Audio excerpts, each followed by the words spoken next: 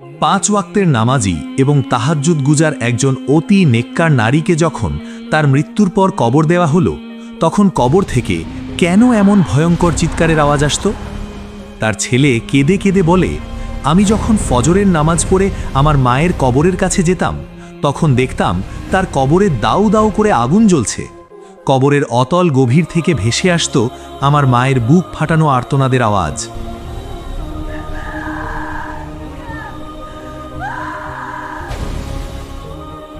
আমি ভীষণভাবে ঘাবড়ে গেলাম। ভাবতাম, এসব কেন হচ্ছে? আমার মায়ের মতো নেককার নারীর কবরে এমন আযাব কেন? অতঃপর মসজিদের ইমাম সাহেবের কথা মতো গভীর রাতে আমি যখন মায়ের কবরটি খুঁড়লাম, তখন কবরের ভেতরের দৃশ্য দেখে আমার পায়ের তলার মাটি যেন সরে গেল। আমি সেখানেই অজ্ঞান হয়ে পড়লাম, কারণ কবরে আমার মায়ের সাথে যা ঘটছিল তা দেখার জন্য আমি মোটেও প্রস্তুত ছিলাম না। সেই রাতে বেরিয়ে এসেছিল এমন এক ভয়ঙ্কর আর অবিশ্বাস্য সত্য, যা শুধু আমার মায়ের আসল রূপই নয়, আমার নিজের জীবনেরও পুরো হিসাব নিকাশ পাল্টে দিয়েছিল। আমার নাম রশিদ। ছোট্ট একটি গ্রামে আমার বেড়ে ওঠা। আমার মা জরিনা খাতুন ছিলেন এই গ্রামের অত্যন্ত সম্মানিত একজন মানুষ। ছোট বড় বৃদ্ধ থেকে শুরু করে সবাই তাকে অন্ধের মতো বিশ্বাস করত এবং ভীষণ সম্মান করত। মা ছিলেন গ্রামের একমাত্র শিক্ষিত নারী। তিনি গ্রামের স্কুলে পড়াতেন। শিক্ষক হওয়ার সুবাদে মায়ের অনেক সম্মান ছিল। মায়ের কারণেই গ্রামের মানুষ আমাকেও খুব সমাদর করত। আমি সারা জীবন আমার মাকে কেবল সুনাম আর মানুষের ভালোবাসাই কুড়াতে দেখেছি। সেই সময় আমি কেবল নতুন চাকরিতে ঢুকেছি। এরপর একদিন চাকরি থেকে ঘরে ফিরতেই মা হঠাৎ আমাকে বললেন, বাবা, আমি তোমার বিয়ে ঠিক করে ফেলেছি। কথাটি শুনে আমি কিছুটা অবাক এবং লজ্জাও পেয়ে গেলাম। জিজ্ঞেস করলাম, কার সাথে বিয়ে ঠিক করেছো মা? মা জানালেন, এই গ্রামেই এক বিধবা নারী আছেন যার একটিমাত্র এতিম মেয়ে আছে। আমি সেই মেয়েটির সাথেই তোমার বিয়ে দেওয়ার সিদ্ধান্ত নিয়েছি। মায়ের কথা শুনে আমার মাথা গর্বে উঁচু হয়ে গেল। মা চাইলে যে কোনো রূপবতী বা ধনী ঘরের মেয়ের সাথে আমার বিয়ে দিতে পারতেন, কিন্তু তিনি গ্রামের এক দরিদ্র, এতিম এবং কম সুন্দরী একটি মেয়ের সাথে আমার বিয়ে ঠিক করেছিলেন। কি মহান আমার মা! গ্রামের সবাই সেই বিধবা নারীকে বলতে লাগলো, তুমি ভীষণ সৌভাগ্যবতী, তোমার মেয়ে এত ভালো একটা বাড়িতে যাচ্ছে। আমার হবু শাশুড়ি খুব কম কথা বলতেন। যৌবনে তার নামে গ্রামের মানুষের মুখে কিছু খারাপ গুজব ছিল, তাই সবাই তাকে একটু সন্দেহের চোখে দেখত। অল্প বয়সেই তিনি বিধবা হয়েছিলেন, আর তাকে তেমন কেউ পছন্দও করত না। অতঃপর আমাদের বিয়ে হবার পর বিয়ের প্রথম রাতেই আমি আমার স্ত্রীকে কড়া করে বুঝিয়ে বলেছিলাম, তুমি যদি আমার মায়ের সম্মান করো এবং তার মনে নিজের জায়গা তৈরি করতে পারো, তবেই আমি তোমাকে স্ত্রীর মর্যাদা দেব। গ্রামের সবাই আমার মাকে ভীষণ সম্মান করে, তোমাকেও তাই করতে হবে। তার চোখে তখন জল এসে গিয়েছিল। মাথা নিচু করে সব মেনে নিয়েছিল সে। আমার মনে হতো এই মেয়েটিকে বিয়ে করে আমি তার উপর অনেক বড় একটা অনুগ্রহ করেছি। মা ও কথায় কথায় তাকে নিজের অনুগ্রহের কথা মনে করিয়ে দিতেন। বলতেন, আমি তোমাকে সম্মান দিয়ে এই বাড়িতে নিয়ে এসেছি, খবরদার আমার মুখের উপর কখনো কথা বলবে না। একদিন কাজ শেষে বাড়ি ফিরে দেখি মা ভীষণ রেগে আছেন। আমি জীবনেও মাকে এতটা রাখতে দেখিনি। মা বললেন, তোমার বউয়ের মুখে তো খুব কথা ফুটেছে, আমার সাথে বেয়াদবি করছে, মুখে মুখে তর্ক করছে। মায়ের কথা শুনে রাগে আমার মাথা কাজ করা বন্ধ করে দিল। আমি সোজা গিয়ে আমার স্ত্রীর গালে সজোরে এক চড় মারলাম। চিৎকার করে বললাম, এই সেই নারী যিনি তোমাকে নতুন জীবন দিয়েছেন, না হলে ওই ভাঙা ঘর থেকে কেউ তোমাকে বিয়েও করতো না। চড় মারার পর অবাক হয়ে দেখলাম মায়ের চেহারায় এক অদ্ভুত প্রশান্তি ছড়িয়ে পড়েছে। সেই রাতে মা এমন শান্তিতে ঘুমোলেন যে আর কখনো উঠলেন না। তিনি চিরতরে আল্লাহর সান্নিধ্যে চলে গেলেন। সকালে আমি অনেক কাঁদলাম। মা, কি হলো তোমার? তুমি এত হঠাৎ করে আমাকে ছেড়ে চলে গেলে। এখনও তো তোমার সাথে আমার অনেক সময় কাটানোর কথা ছিল। এখনও তো তুমি আমার সন্তানদের হাসি আনন্দ দেখতে, কিন্তু এসব দেখার আগেই তুমি চলে গেলে। গ্রামের সব মানুষ ভীষণ শোকাহত ছিল। সবাই আমার দুঃখে সমানভাবে সমব্যথী হয়েছিল। আমার নিয়ম ছিল আমি প্রতিদিন সকাল সন্ধ্যা মায়ের কবরে ফাতেহা পড়ার জন্য যেতাম। মায়ের পৃথিবী থেকে বিদায় নেওয়ার 2 দিন পার হয়ে গিয়েছিল, কিন্তু এই 2 দিন আমার কাছে কিয়ামতের চেয়েও কোনো অংশে কম ছিল না। সেদিন আমি ফজরের নামাজ পড়ার জন্য মসজিদের উদ্দেশ্যে রওনা হলাম। হঠাৎ আমি শুনতে পেলাম গ্রামের কিছু মানুষ আমার মায়ের সম্পর্কে অদ্ভুত অদ্ভুত কথা বলছে। তারা ফিসফিস করে বলছিল, নিশ্চয়ই ওই মহিলা গোপনে কোনো বড় ধরনের পাপ করেছে, না হলে তার কবরে এমন হতো না।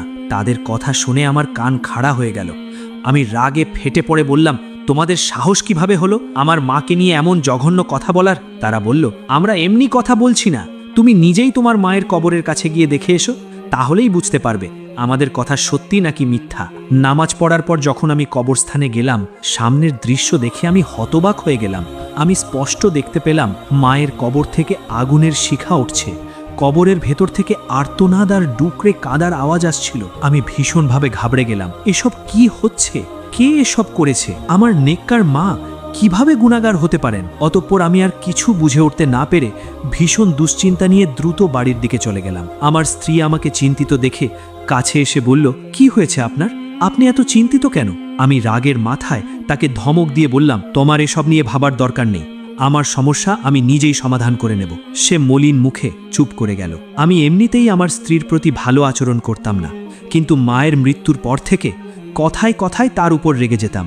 আগে থেকেই তাকে আমার ভালো লাগতো না, আর এখন তাকে রীতিমতো ঘৃণা হতে লাগলো। একদিন তাকে কষ্ট দেবার জন্যই বলে দিলাম, তুমি আমার মায়ের খেয়াল রাখোনি, তুমিই নিশ্চয়ই মায়ের খাবারে কিছু মিশিয়ে দিয়েছ, আর তাই মা হঠাৎ মারা গেছেন। আমার কথা শুনে সে ডুকরে কেঁদে উঠল। কাঁদতে কাঁদতে বলল, আমি এমন কিছু করার কথা ভাবতেও পারি না, আমি কেন তার প্রাণ নেব? কিন্তু আমার দৃঢ় বিশ্বাস ছিল কাজটা সেই করেছে। আমি তাকে শাসিয়ে বললাম, আজ থেকে তুমিও তোমার মায়ের সাথে আর দেখা করতে পারবে না। তুমি আমাকে আমার মায়ের থেকে দূরে সরলেছ, আমিও তোমাকে ঠিক সেই কষ্টটাই দেব। সে আমার পা ধরে কেঁদে কেঁদে বলল, আমাকে এই শাস্তি দেবেন না, আমার মা অসুস্থ, একা, তার আমাকে প্রয়োজন। কিন্তু আমি তার প্রতি একটুও দয়া দেখালাম না, সম্পূর্ণ ঘৃণার সাথে তাকে তাড়িয়ে দিলাম। এই দিনগুলোতে আমি অফিস থেকে ছুটিতে ছিলাম, কারণ মানসিক অশান্তিতে যে কাজে হাত দিতাম সেটাই পণ্ড হয়ে যেত। তাই বস আমাকে বিশ্রাম নিতে বলেছিলেন। দিনের বেলায় আমি স্ত্রীর ওপর কড়া নজর রাখতাম, সে আবার মায়ের কাছে যাচ্ছে কিনা। তার চোখে জল দেখলে আমার মনে অদ্ভুত এক শান্তি কাজ করত। কিন্তু ভোরে ফজরের সময় মায়ের কবরে যখন দাউ দাউ করে আগুন জ্বলতে দেখতাম, তখন রাগে আর কষ্টে আমি দিশেহারা হয়ে যেতাম। আমি তাড়াতাড়ি পানি দিয়ে সেই আগুন নিভিয়ে দিতাম, যাতে গ্রামের কেউ আমার মাকে নিয়ে কোনো বাজে কথা না বলে। তাকে নিয়ে কেউ উল্টোপাল্টা বলবে, এটা আমি কখনোই সহ্য করতে পারতাম না। কিন্তু আমি নিজেই মানসিকভাবে বিভ্রান্ত হয়ে পড়েছিলাম। এত নেককার একজন নারীর কবরে এমন কেন হচ্ছে? এর আসল কারণ কি? সেদিন রাতে আমি স্বপ্নেও মাকে ভীষণ ছটফট করতে দেখছিলাম। মা ডুকরে কেঁদে বলতেন, বাবা, ওকে বলো আমাকে মাফ করে দিতে, ও আমাকে মাফ না করার কারণে আমি খুব কঠিন শাস্তি পাচ্ছি। আমি জিজ্ঞেস করতাম, মা, কার কাছে ক্ষমা চাইছো? কে সে? কিন্তু মা শুধু কাঁদতে থাকতেন। অতপর সেদিন ফজরের সময় কাঁদতে কাঁদতে আমি ইমাম সাহেবের কাছে এসে সমস্ত ঘটনা খুলে বললাম। তিনি সবকিছু শুনে গম্ভীর হয়ে গেলেন। বললেন, বাবা, তোমার মায়ের ব্যাপারটা কোনো সাধারণ ঘটনা নয়। আমার মনে হয় তিনি হয়তো কোনো মানুষের উপর অনেক বড় অবিচার করেছেন। এটি হাক্কুল ইবাদ বা বান্দার হকের বিষয়। আল্লাহ নিজের হক মাফ করলেও বান্দার হক সেই মানুষটি ছাড়া কেউ মাফ করতে পারে না। তুমি একটু খোঁজ নিয়ে দেখো তিনি কারো প্রতি কোনো অন্যায় করেছেন কিনা। তখন আমি গভীর চিন্তায় পড়ে গেলাম। কিভাবে গ্রামের মানুষদের কাছে এসব জিজ্ঞেস করব? মানুষ আমার মায়ের সম্পর্কে কি ভাববে? সেই রাতে হঠাৎ আমার ঘুম ভেঙে গেল। দেখি আমার স্ত্রী ঘরে কোথাও নেই। কিছুক্ষণ পর তাকে আবার চুপি চুপি ঘরে ফিরে আসতে দেখলাম। এবার আমার হুঁশ উড়ে গেল। আমার মনে নতুন এক সন্দেহ দানা বাঁধতে শুরু করলো। আমার স্ত্রী আমার মাকে বদনাম করার জন্য এসব করছে না তো? হয়তো সেই রাতের আধারে কবরে আগুন লাগিয়ে দিয়ে আসে। পরের দিন আমি আবার ইমাম সাহেবের কাছে ছুটে গেলাম। বললাম, আমাকে কোনো সমাধান দিন, আমি কি করব? এভাবে তো আমি পাগল হয়ে যাব। তখন ইমাম সাহেব আমাকে এক ভয়ঙ্কর পরামর্শ দিলেন। বললেন, বাবা, এমনটাও তো হতে পারে যে এটা অন্য কারো চক্রান্ত। তোমাকে হয়রান করার জন্য বা তোমার মায়ের নাম খারাপ করার জন্য কেউ এই ফাঁদ পাচ্ছে। তুমি আজ রাতের অন্ধকারে একবার কবরটা খুঁড়ে দেখো তো। ইমাম সাহেবের এই কথা আমার মনে ধরেছিল। আমি ভাবলাম, নিশ্চিতভাবেই এসব আমার স্ত্রীর কাজ। একবার আমি কবর খুঁড়ে নিশ্চিত হয়ে নিই, তারপর তাকে আমি উচিত শিক্ষা দেব। তাই আমি সিদ্ধান্ত নিলাম, আজ রাতে যখন পুরো গ্রাম শান্তিতে ঘুমাবে তখন আমি গিয়ে চুপচাপ কবরটা খুঁড়ব। অতপর মাঝরাতে আমার স্ত্রী ঘুমিয়ে পড়ার পর আমি ছোট একটা কোদাল নিয়ে ঘর থেকে বেরিয়ে পড়লাম। গন্তব্য সেই অন্ধকার কবরস্থান। কবরের কাছে পৌঁছতেই দেখলাম আজ মাটি একেবারেই শান্ত, কোনো আগুন জ্বলছে না, ভেতর থেকে কোনো আর্তনাদ বা ডুকরে কাঁদার আওয়াজও আসছে না। তখন আমি আর দেরি না করে কবরের মাটি সরাতে শুরু করলাম। ভয়ে ভয়ে এদিক ওদিক তাকাচ্ছিলাম, কেউ আমাকে দেখে ফেলছে না তো। অবশেষে সম্পূর্ণ কবর খোঁড়ার পর ভেতরের যে দৃশ্য আমি দেখলাম তাতে আমার পায়ের তলা সরে গেল। কবরের ভেতরে মায়ের মৃতদেহের যে অবস্থা ছিল আর তার উপর যে আযাব হচ্ছিল তা দেখে মনে হলো আমার মাথায় যেন আকাশ ভেঙে পড়েছে। আমি সেই ভয়াবহ দৃশ্য আর সহ্য করতে পারলাম না, সেখানেই অজ্ঞান হয়ে গেলাম। কিছুক্ষণ পর জ্ঞান ফিরলে দেখি কবরের দৃশ্য তেমনই আছে। তখন আমি দ্রুত কবরটি আবার মাটি চাপা দিয়ে দিলাম এবং আতঙ্কে কাঁপতে কাঁপতে দৌড়ে বাড়ির দিকে ছুটে চললাম। আমার শ্বাস দ্রুত চলছিল, বুক ধড়ফড় করছিল।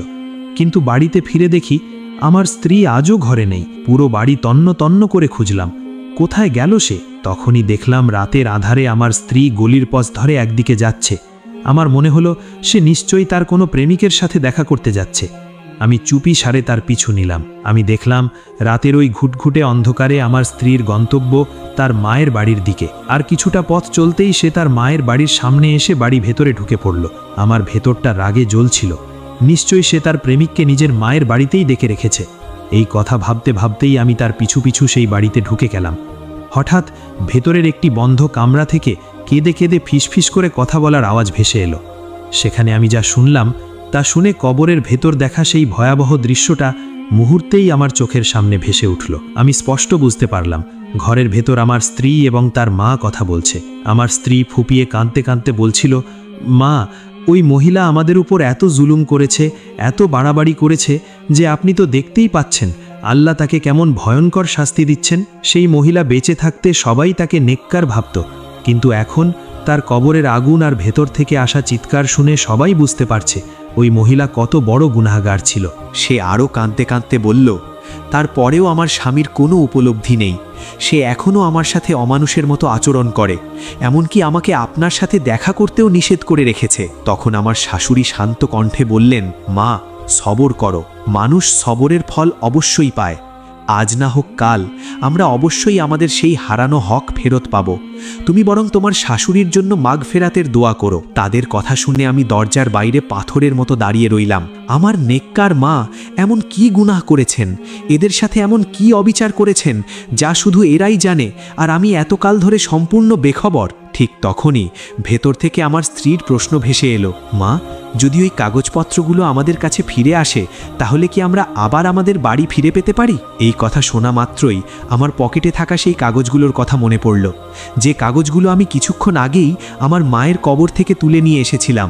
এখনও সেগুলো আমার হাতের মুঠোতেই শক্ত করে ধরা ছিল। আমি অন্ধকারে সেগুলো চোখের কাছে এনে দেখলাম, এগুলো তো আমাদের বাড়ির মূল দলিল। আমার বিয়ের পর থেকে মা এই কাগজগুলো সবসময় নিজের সাথেই রাখতেন। সেদিন যখন মা মারা যান তখন ওই কাগজগুলো তার খাটের ওপরই পড়েছিল, আর কে জানে কিভাবে এগুলো তার সাথেই কবরে চলে গিয়েছিল। হয়তো গোসল করানো মহিলা ভুল করে এগুলোও মায়ের কাফনে রেখে দিয়েছিলেন। এখন আমি সেই কাগজগুলোর দিকে মনোযোগ দিয়ে তাকাচ্ছিলাম। আমার মনে হচ্ছিল এমন একটা সত্য আছে যা আমার চোখের সামনেই ঘুরছে, কিন্তু আমি বুঝতে পারছি না। তখনই ভেতর থেকে আমার শাশুড়ি আমার স্ত্রীকে বললেন, মা, তুমি এই কাগজপত্রগুলো এখন কি করবে? ওসব কিছু তো এমনিতেও এখন তোমার স্বামীর বাড়ি তো তোমারই, তাই না? এখন এসব ভুলে গিয়ে নিজের স্বামীর সেবা করো। এবার এসব কথা আর বাইরে দাঁড়িয়ে শোনা আমার পক্ষে সম্ভব ছিল না। আমি রাগে গজগজ করতে করতে সজোরে ঘরের দরজা ঠেলে ভেতরে ঢুকে গেলাম। আমি চিৎকার করে বলতে লাগলাম, আপনাদের এই কাগজগুলোর সাথে কি সম্পর্ক? আর আপনারা কেন আমার মাকে নিয়ে এসব কথা বলছেন? আমাকে হঠাৎ সেখানে দেখে আমার স্ত্রীর মুখের রং ফ্যাকাশে হয়ে গেল। আমার শাশুড়িও ভীষণ ঘাবড়ে গেলেন। আমতা আমতা করে বললেন, আরে বাবা, তুমি এই গভীর রাতে এখানে?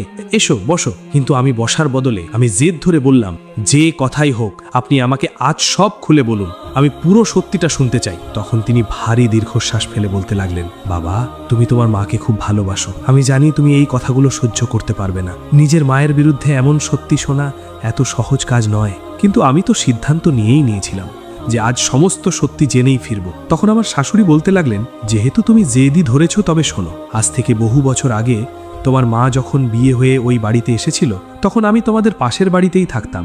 আমি আর কেউ নই বাবা, সম্পর্কে আমি তোমার বাবার আপন চাচাতো বোন, অর্থাৎ আমি তোমার আপন ফুফু। তার কথা শুনে আমার মুখ হাঁ হয়ে রইল। আমি বিস্ময়ে জিজ্ঞেস করলাম, আপনি সত্যি বলছেন? তিনি কাঁদতে কাঁদতে বলতে লাগলেন, হ্যাঁ বাবা, আর এই যে বাড়িটি যেখানে তোমরা এখন থাকছো, এই বাড়িটি আসলে আমার বাবার ছিল। আমার দাদা এই বাড়িটি আমার নামেই করে দিয়েছিলেন, তাই নিয়ম অনুযায়ী এই বাড়িটির আসল মালিক আমি। অতঃপর আমার বিয়ে হয়ে শ্বশুরবাড়িতে চলে যাওয়ার পর আমি এই বাড়িটি তোমার বাবা মাকে থাকার জন্য দিয়েছিলাম। তাদের বলেছিলাম যখন তারা নিজেদের বাড়ি বানিয়ে নেবে তখন আমি আমার বাড়ির কাগজপত্র ফেরত নেব, কারণ আমার শ্বশুরবাড়িতে অনেক সমস্যা ছিল। আমার শাশুড়ি আর ননদরা এই বাড়িটি হাতিয়ে নেওয়ার তালে ছিল। অতঃপর একদিন আমি তোমার মায়ের কাছে আমার এই সমস্যার কথা বললে সে আমাকে মিষ্টি কথায় ভুলিয়ে বলল, এই কাগজগুলো সাময়িক সময়ের জন্য আমার নামে করে দাও, আমি তোমার সম্পত্তি নিয়ে কোথাও যাব না, পরে ঠিকই ফেরত দিয়ে দেব। তোমার মা শিক্ষিত নারী ছিল আর আমি ছিলাম মূর্খ অশিক্ষিত। আমি তার কথায় গলে গিয়েছিলাম। সে যেসব কাগজে টিপসই দিতে বলেছিল আমি না বুঝেই সেসব কাগজে টিপসই দিয়ে দিয়েছিলাম। আমি জানতাম না যে আমি জীবনে কত বড় ভুল করে ফেলেছি। আমি আমার নিজের বাড়ি আর সম্পত্তি তোমার মায়ের নামে করে দিয়েছিলাম। এরপর 1 বছর পার হতেই তোমার বাবার ইন্তেকাল হয়ে গেল। তিনিই ছিলেন আমাদের এই চুক্তির একমাত্র সাক্ষী। তোমার বাবার মারা যাওয়ার কিছুদিন পর শয়তান তোমার মাকে লোভের বশবর্তী করে দিল। সে আমাকে পুরো গ্রামে বদনাম করে দিল, মানুষের মাঝে রটিয়ে দিল যে গ্রামের কিছু মানুষের সাথে আমার অবৈধ সম্পর্ক চলছে। সে কিছু মানুষকে টাকা দিয়ে আমার পেছনে লাগিয়ে দিয়েছিল, যারা আমার পথ আটকাতো, আমাকে নিয়ে কটূক্তি করত। সেই দিনগুলোতে আমার স্বামীরও ইন্তেকাল হয়ে যায়। আমার নামে ছড়ানো এই জঘন্য গুজব শুনে শাশুড়ি আর ননদরা আমাকে বাড়ি থেকে এক কাপড়ে বের করে দিল। কিন্তু এরপর ইজ্জত, সম্মান, স্বামী ও শ্বশুরবাড়ি সব কিছু হারিয়ে আমি যখন কাঁদতে কাঁদতে তোমার মায়ের কাছে আমার বাড়ি ফেরত চাইলাম, তখন সে আমার বাড়িটি আমাকে ফিরিয়ে দিতে একেবারেই অস্বীকার করল এবং আমাকে তাড়িয়ে দিল। বাবা, আমি কোনো গুনেগার নারী নই, না আমি চরিত্রহীনা, আর না কখনো নিজের স্বামীর আমানতের খেয়ানত করেছি। আমি তো একজন সহজ সরল নারী যে তোমার মিষ্টি কথায় ভুলে ফাঁদে পড়ে গিয়েছিলাম। নিজের বাড়ি আর সম্পত্তি হাতছাড়া করে আমি মানুষের বাড়িতে কাজ করতে থাকলাম, আর এভাবেই নিজের মেয়েকে অনেক কষ্টে বড় করেছি। কিন্তু নিষ্ঠুরতা দেখো, আমার মেয়ে যে সম্পূর্ণ নির্দোষ তাকেও মানুষের কটু কথা শুনতে হয়েছে। তোমার মা আমাকে হুমকি দিয়েছিল যে আমি যদি তোমাকে সত্যিটা বলে দিই তবে সে আমার মেয়েকেও ঠিক সেভাবেই বদনাম করবে যেমনটা সে আমাকে করেছিল। আমার নামের ওই মিথ্যা কলঙ্কের কারণে কেউ আমার মেয়ের বিয়ের প্রস্তাব নিতেও রাজি ছিল না। এমন অবস্থায় যদি তোমার মা তোমার সাথে ওর বিয়ে না দেয় তবে আমি কোথায় যেতাম? আমি জানি না বাবা তোমার আমার কথায় বিশ্বাস হচ্ছে কিনা, কিন্তু আল্লাহ সাক্ষী, আমার বলা প্রতিটি শব্দ সত্যি। তার এই কথাগুলো শুনে গভীর এক কষ্ট নিয়ে আমি ডুকরে কেঁদে উঠলাম।